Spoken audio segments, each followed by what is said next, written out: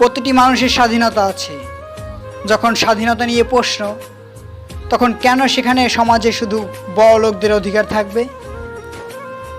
কেন সমাজে গরিব মানুষের কথার কোনো মূল্য নেই? কেন তারা সমাজে অবহেলিত থাকবে? এই প্রশ্নগুলোর আছে কি কোনো উত্তর?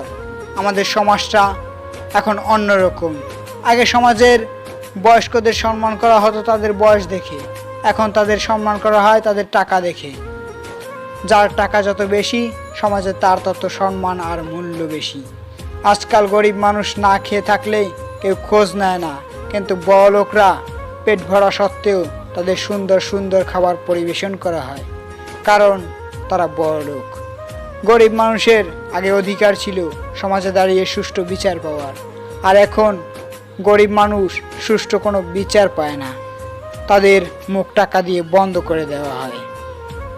আজকাল গরিব পড়াশোনা শেষ করার পর 10 লাখ টাকা দিতে পারে না বলে চাকরি হয় না, কিন্তু বড়লোক অপদার্থর ছেলেটা বিনা যোগ্যতায় চাকরি পায়, টাকা আছে বলে।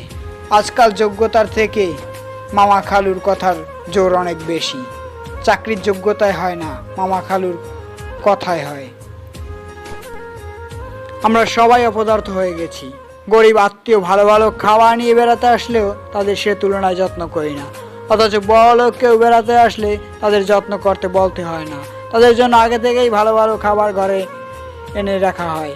সমাজে গরিব অন্যায় করলে থাকে জেলে, আর বড় লোক অন্যায় করলে বের হয়ে যায় বেলে। সমাজে দোষ করে বড় লোক আর সাজা পায় ছোট লোকরা। কেন এত ব্যবধান? প্রতিরোধ কেন হয় না?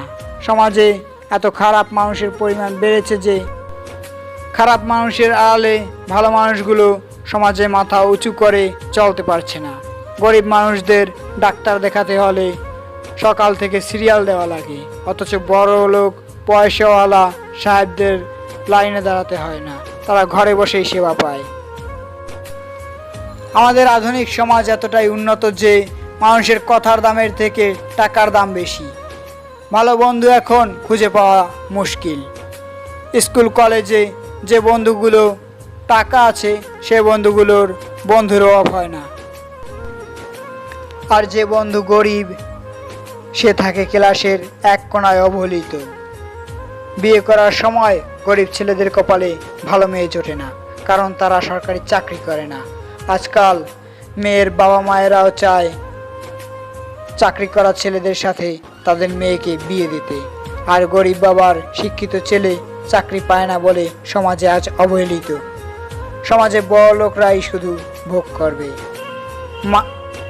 মানুষের ব্যবধান রয়ে যাবে চিরদিন। গরিব মানুষ এভাবেই শেষ হয়ে যাবে অভাবে, চিকিৎসায়, বাসস্থান এবং অন্ন বস্ত্রের অভাবে। আজ প্রতিটি গ্রামের যদি এক একটা ক্লিনিক থাকতো, একজন করে MBBS ডাক্তার থাকতো এবং চিকিৎসা ব্যবস্থা ভালো থাকতো, তাহলে গ্রামের মানুষ চিকিৎসার অভাবে মারা যেত না। গ্রামের বেশিরভাগ মানুষ টাকার অভাবে চিকিৎসা করাতে পারে না। যদি প্রতিটি গ্রামে এক একটা ক্লিনিক থাকতো আর ডাক্তারের ব্যবস্থা থাকতো, তাহলে গ্রামের মানুষ কষ্ট করে শহরে পাড়ি জমাতে হতো না। দেশের রোগের পরিমাণও 50% কমিয়ে আনা যেত।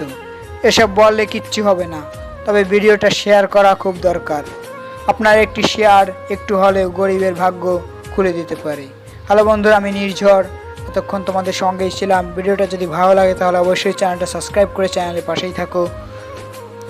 ধন্যবাদ সবাইকে আপনাদের মূল্যবান সময় নষ্ট করে কথাগুলো শোনার জন্য।